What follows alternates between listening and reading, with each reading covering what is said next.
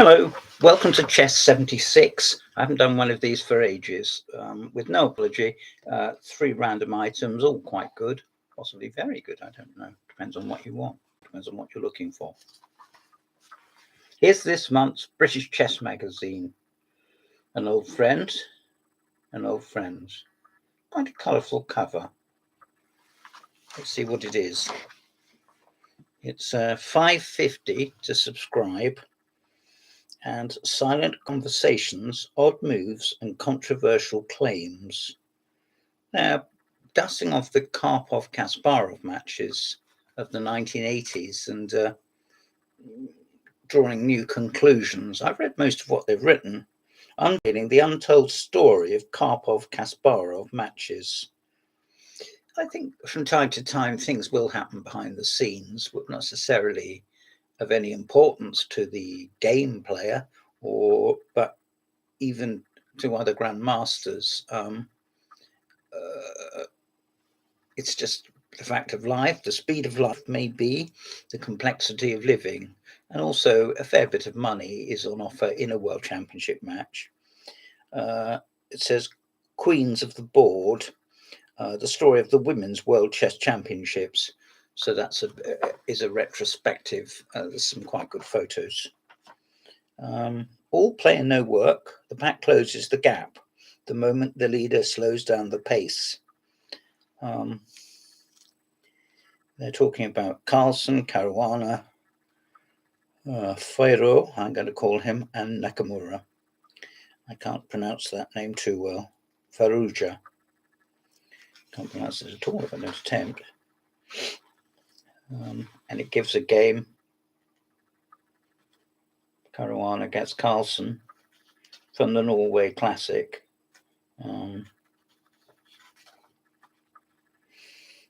There is the young man whose name I couldn't pronounce. Let's put it near the camera. There we are. You could see the depth of his calculation. And he's come on the scene very quickly. And here is the one-time world champion and still the world number 1, pointing rather awkwardly.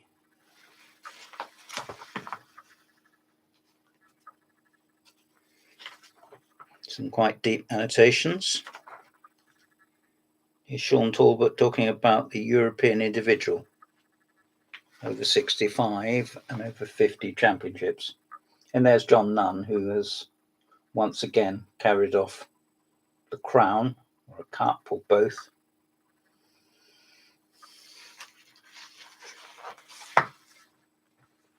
John Nunn, 1980 British champion. It says John Nunn followed up his success in the world over 65 by winning the European over 65 individual title on tiebreak. The other English players were Terry Chapman, and it also mentions Wolfgang Polster, who's not obviously English, Fatatnik, and Jose Fernandez Garcia. I probably mispronounced that wrongly, but I gave it my best shot. And there's a game of Johns with notes, and then the results there. Quite a bit of space used up. Not all of which I can always interpret, but they give several columns, which I don't always know what they all mean. Here's the ladies, which I mentioned earlier. Yeah. A gallery with Vera Menchik here, and then a Gaprindishvili, and going right through, obviously, to the Bulgars, and on the other side, Antoinetta. And they're all labelled in case you didn't know who they were. And then it mentions the forthcoming match in China, which is actually in progress as I speak. I think Game 7 is today. They played, I think, 6 games at one venue, and then they switched across. It's proving quite a close match, with both the ladies only 10 ELO points apart, and one of them is in the lead by 1 point. So we've had some fighting, and I'm 100% certain when I say this, nerve-wracking games. Anyway, here we have the bits of FIDE already in a difficult position with the Russian for president was forced to improvise. For its credit, it didn't just abandon women's chess, but made an effort to find a solution and keep investing and promoting gender equality in the sport. Well, this is very much in collaboration, in keeping with modern thought, isn't it, and actions. Talks about a bit of history here. Vera Menchik, who was married to Stevenson, and the two ladies playing off in China. Well, they're both Chinese. But it doesn't always follow. The two Russians played off in London, didn't they? So it doesn't always follow that it's going to be in their country, and it might give one or more of them a boost. Here's an advert for the American Chess Magazine, which I also get. And very colourful they are too. So you might like to make a note of that. And if you want to subscribe, give them a buzz. Now, here's an article which is sort of like, raking over the past, silent conversations, odd moves, and controversial claims. The match started with a disaster for Kasparov. You may remember the match, which went on and on interminably. And Kasparov was something like 4-0 and then 5-0 down. And then he started to win games, and then the match got called off. And they're raking over the embers of that. What I don't know what I think. I don't rate it as that important anymore. But obviously, at the time, it did cause dissatisfaction. It couldn't not. They give the games again as if you haven't seen them, which is a bit of a waste of space, but it's up to them. There they are. And there's Karpov and Kasparov analysing together. Their rivalry was one of the top ones, like Alekhine and Capablanca, of the 20th century. And the games between them, good, bad, and indifferent, are of necessity lessons, and by definition, fine examples. I can't think of a higher praise. And if we'd have, if Fischer had been able to compete with them, I can't really think of anybody else who could have ascended to such a level. But I might be wrong, but I don't think so. Not Anand or Kramnik. I can't see that. Now, here's an interesting little thing from my point of view. This is by Jean Talbot, a friend of mine, who was my boss at BCM. And it's a game between John Spielman and Peter Robeson. And I'm one of the many people who coached Peter Robeson when he was a little boy. And he used to live near me in Yateley, which is just down the road quite literally. It's only a quarter of an hour drive or something. And he used to come along to the Basingstoke Club when Joe French did it. And here he is unhorsing John Spielman. And he got his second GM norm in the Four Nations, which is an English teams event, which goes on for several months. Starts in something like September, October, like university might, and runs on till the spring at least. The dates are fairly flexible, I think. There's an article here about psychological ploys on the chessboard, and a very interesting cartoon of Kasparov looking very hunched and dominated. Very, very interesting. I suppose you could call that a cartoon. And this is an article by Ray Keane, which I do not propose to read every word of. I have read it before I came on air. As a counter to such devious schemes, another devious cleric, the Sicilian priest Pietro Carrera, wrote the following alarming advice in 1617 for the prospective match player. He must abstain from some days from meat to clear his brain, as well as to let blood. He should take both purgatives, emetics, to drive the humours from his body, and he should also be sure to confess his sins and receive spiritual absolution just before sitting down to play in order to counteract the demonical influence of magical spells. Well, make of that what you will. He likens it, which I think is, if not ridiculous, it's just wrong, to Stephen Potter, who was a broadcaster, comedian who worked with John Grenfell's 1947 book, The Theory and Practice of Gamesmanship. Potter recommended that you sort of pretended with your mate to be playing blindfold when you couldn't actually play at all. And I learnt my chess helpfully buying me Potter's slim volume. Well, there were several volumes, Ray, and you don't seem to know that. I've already progressed far beyond that point, was deeply into studying the strategic and tactical disquisitions, there's a good word, disquisitions of Lasker, Nimzovich, Reti, Capablanca, and Alekhine. Well, I'm sure you were. And he goes all the way through talking about Benko wearing glasses, dark glasses during the 59 candidates when he was playing Tau.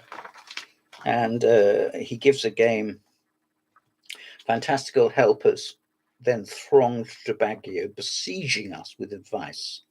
Well, one piece of advice I would give you is don't rescind on your contract, which said you shouldn't write a book about the match, but you did. But that's as may be. He gives a game from the 2004 World Championship. Don't quite know why. Here's another from the same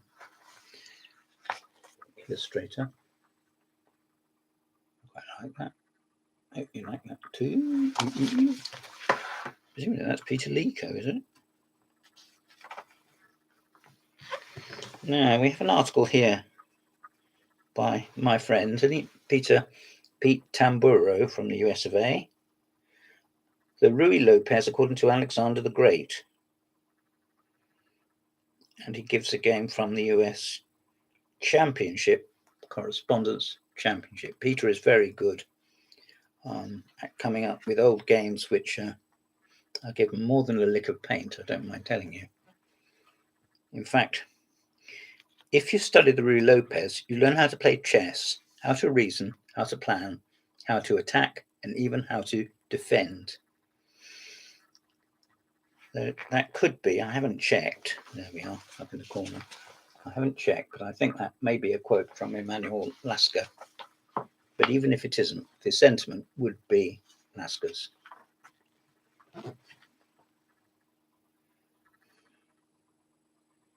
Yes. If you study the Ruy Lopez, you learn how to play chess. Right. Here's a book review by Peter O'Brien.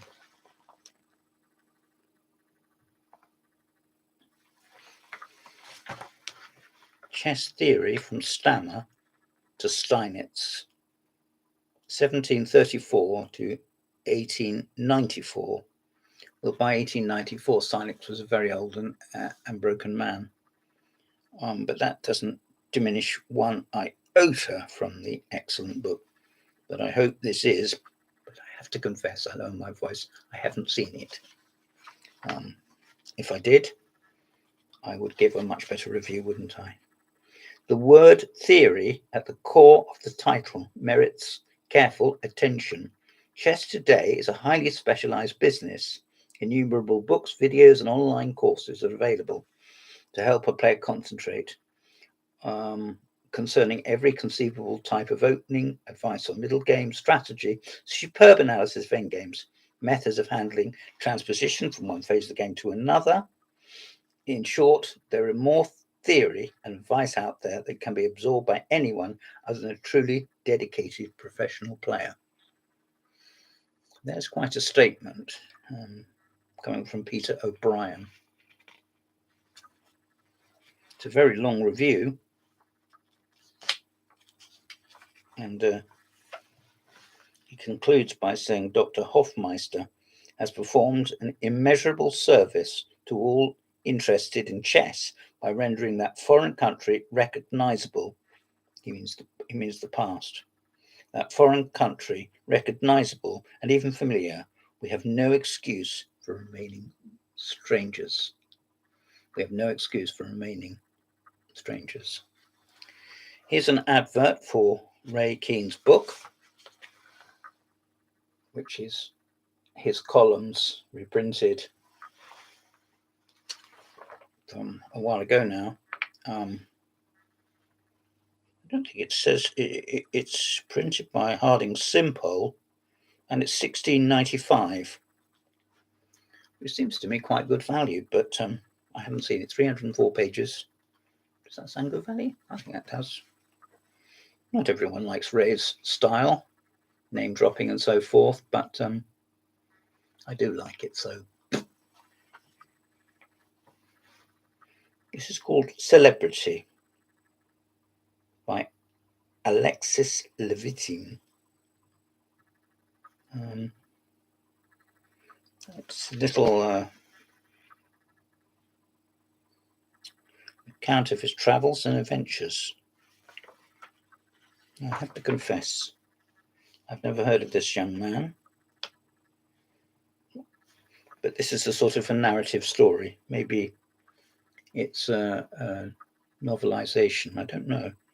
And so with some regrets, I headed north to plunge into the world of endless forests and lakes, of reindeer and Sami tenders and their Sami tenders. The train made an unscheduled stop to let me off at a tiny village where I had been told there was a major road up. I tramped across the soft bareness of the mist and clouded tundra of the far north. I could see nothing at all, and suddenly the ground beneath me began to tremble. Out of the fog came hundreds of reindeer rushing towards me. Not quite sure what this has got to do with chess. They streamed by as if I was an unimportant rock in the flow of the primordial river. I followed them and soon reached a large corral where the herds had all been gathered in. No one there spoke Swedish nor less English, and for an hour they simply ignored my presence.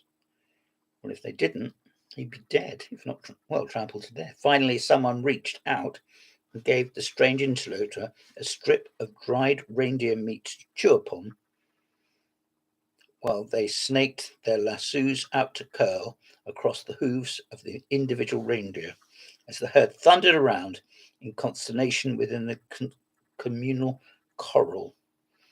In other words, I was a visitor to another world, a world with neither celebrities nor chess. And as I breathed in the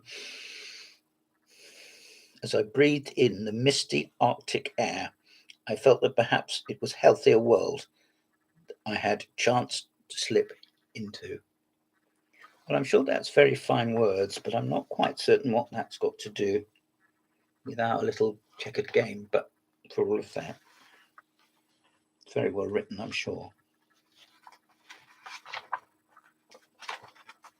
There's something about the problem solving here, a world which sadly I've not really ever entered into, the Winton problem solving. And here's something by Ian Watson. Christopher Jones. 4 positions with the solutions coming up. And here's a bit of history about Augustus Mongredian, who was a successful merchant, as was Amos Byrne, who doesn't say that, who was a gifted amateur player. He was also a political economist and writer. You try arguing with that then. His scores of 4 of his wins versus Anderson have survived, but only 2 of these are given in the standard collection of Anderson's games. Here are the other 2.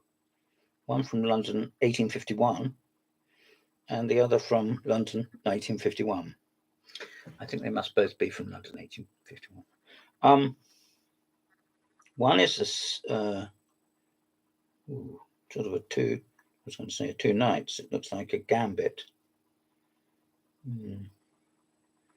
And the other is a bishop's opening, which would be of interest to Tim Harding or Bill Hartston, two of my heroes. And there's a third game here against Horowitz, and it's a centre counter with playing the bishop queen straight back to d8. And here's a picture of him with Lewis and Walker and Mongredian on the end, looking a little bit, I was going to say dazed, but that's a bit impolite. Perhaps just looking a little sleepy, which who isn't entitled to be. I expect that's a contemporary sketch. It doesn't say, but I expect it is. Endgame studies with Ian Watson, 4 of them, and a whole page of text about the European title.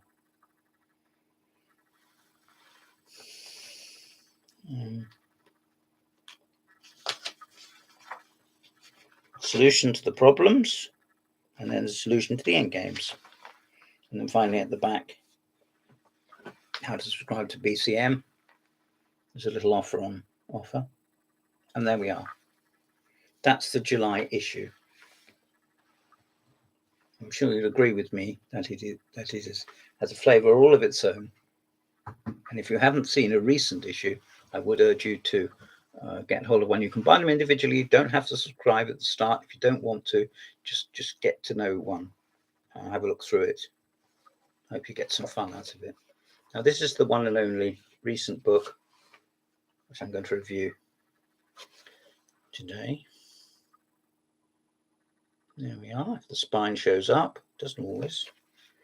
Now, it says the King's Indian Killer, the Harry Attack. I should say straight up that I'm not really sure that having the word killer in any chess book title is appropriate for a board game. I know I'm old-fashioned, but so be it. You might agree with me. You might not agree with me. Don't let what I say put you off. Do you want a simple and practical method to counter Black's kingside fianchetto defenses after 1d4?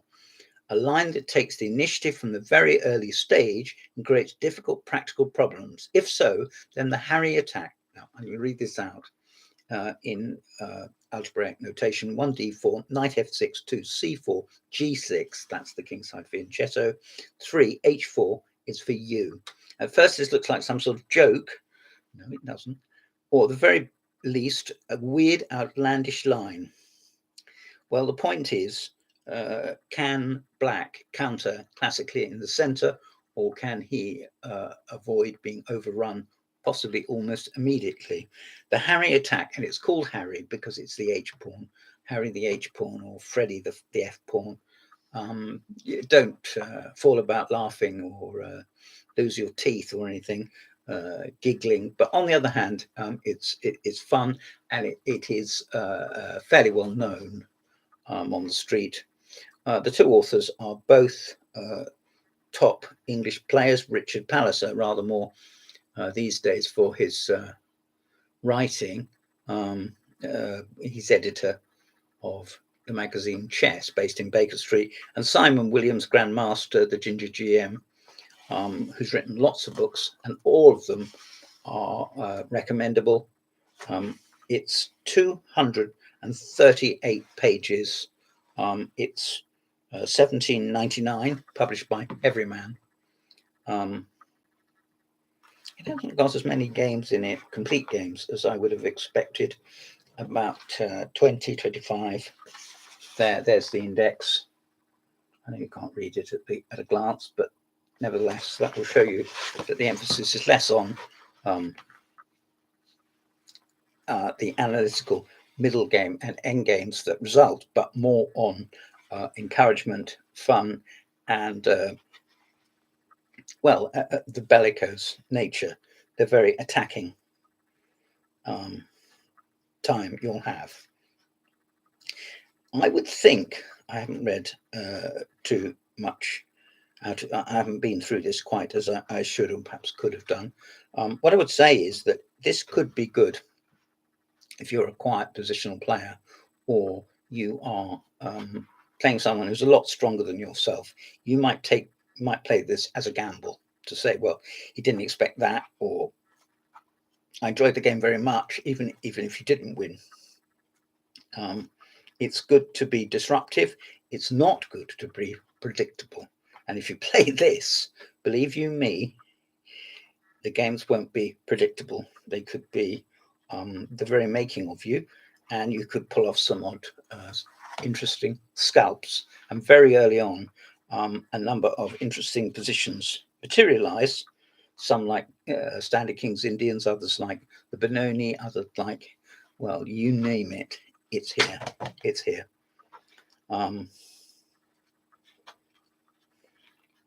Grunfeld-esque lines, in other words, where black hits back, possibly at move 3 with d5. I mean, there's an interesting square g3 for the rook. Do you see there? I mean, would you expect to get that position if you were walking around seeing how your mate's getting on, or walking around looking at the other games and you saw that? I think you might stop and say, how did this occur? Well, you now know they've been reading, or maybe one of the players has been reading this book. This is no dusty textbook. It's lively, topical, nicely presented, lots of text. I mean, look here, for example. Look. This is discussion, not just moves and moves churning out of the computer. This is moves which are diagnosis, shall we say, commentary. And that's what you want.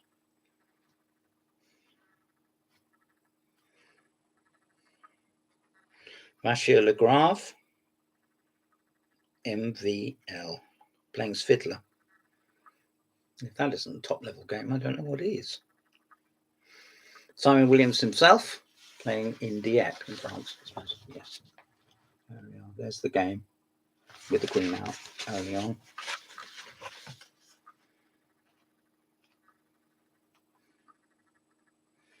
It begins, very surprisingly, at least to me, with a game I did know, of the late Mike Basman.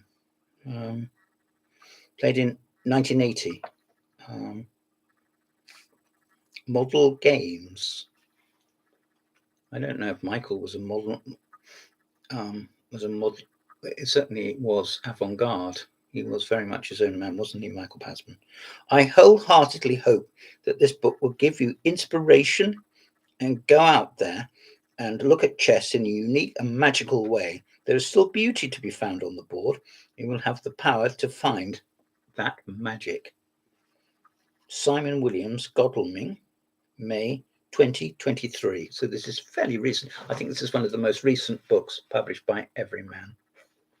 And to the right player, it won't necessarily be all of us, but to the right player, this could prove a little wake-up call. It isn't the be-all and end-all of openings, but it does have a number of aspirants. A number of competitive minds are already centered in on it. Right, the last book I'm going to look at is by far, well, two, but nevertheless, for the moment, again, this is Nepo, who played in 2, sadly, unsuccessful World Championship challenges. He lost to the Chinese guy, Ding Liren, and he lost to somebody, I think his name may have been Magnus Carlsen, was it? Before writing this book, my knowledge of Ian was scant, as he was somewhat under my radar. Since then, I've learnt the following. How about that? I have to say that I've got lots of books by Cyrus, and I like them all. But this one I love. And I love it because he has done Nepo proud. There are games from 5 years ago, 6 years ago, and there's a variety of openings and defenses which I cannot get enough of, like, say, the French defense, or I mean, here's a lovely position. I mean, I don't even know how this emerged. Look at the pawn right up the board there. Just look at that. I don't know what opening it started life as. You may like to hazard a guess, or you might like to buy this book and try and find out. That's the A pawn on A5, and it's question and answers. So yeah, it's a good idea to slide a piece of paper or card or something, cut one to fit, and slide it down the page, and then you can, and you can also use it as a bookmark, because you might find, as I do, that after a while, half an hour, perhaps slightly less, your attention wanders, or you're at home and something happens, and don't lose your place. These are good books, and these are very interesting games. Once again, it represents, as does this, everything that is good and interesting, I hope. It is a distillation of the modern game. This isn't Bobby Fischer, and this isn't this is no longer Garry Kasparov. This is modern thinking.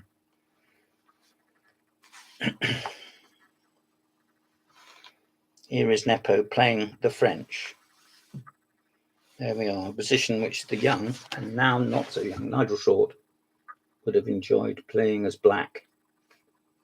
And you might enjoy playing as white or black, or just studying for the sheer hell of it. This, ladies and gentlemen, is one hell of a good book. Nepo is a fascinating player who loves open and irrational positions and excels when on the attack. He cites Mikhail Tal as an all-time player and says Tal is the player who has exerted the greatest influence on him.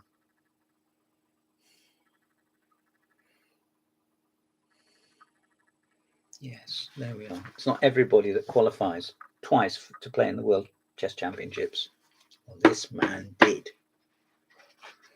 And I would like to think he will again, but that is a big ask. That is a big ask. This book was published a couple of years ago, but it is still, I'm sure, widely available. So wherever you get your chess books from currently, you inquire of them and say that the Chess Parrot sent you. This has been Chess Reviews 76. I'm James Pratt. Thank you for your time.